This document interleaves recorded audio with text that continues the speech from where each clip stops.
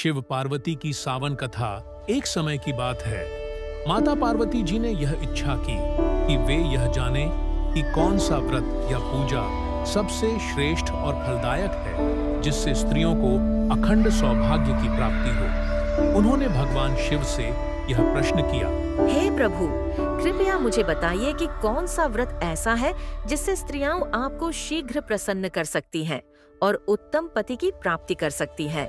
भगवान शिव मुस्कुराए और बोले, हे पार्वती, जो स्त्री सावन माह के सोमवार को श्रद्धा और भक्ति के साथ व्रत और मेरी पूजा करती है, उसे मनवांछित फल प्राप्त होता है। सावन सोमवार का व्रत अत्यंत फलदायक है। यह व्रत न केवल जीवन में सुख, समृद्धि और अच्छे पति की प्राप्ति कराता है, बल्कि विवाह में आने वाली बाधाएं भी दूर करता है।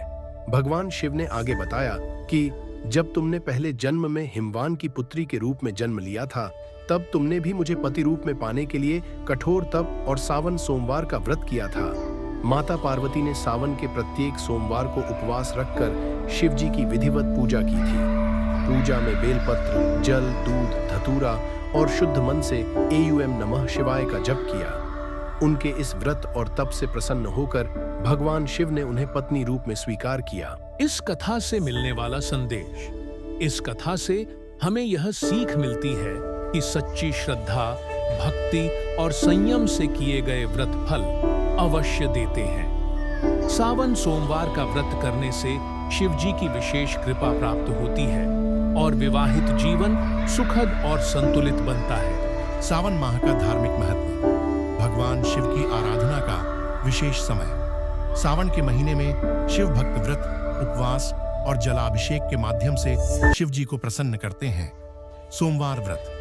सावन के प्रत्येक सोमवार को सावन सोमवारी व्रत रखा जाता है। यह व्रत विशेष रूप से कुंवारी कन्याएं, अच्छे वर के लिए और विवाहित स्त्रियां पति की लंबी उम्र के लिए करती हैं। कांवड़ यात्रा। इस महीने में लाखों श्रद्धालु कांवड़ लेकर गंगा जल लाते हैं और शिवलिंग पर चढ़ाते हैं। शिव पुराण का पाठ। सावन माह में शिव पुराण पढ़ना या सुनना अत्यंत पुण्यकारी माना जाता है।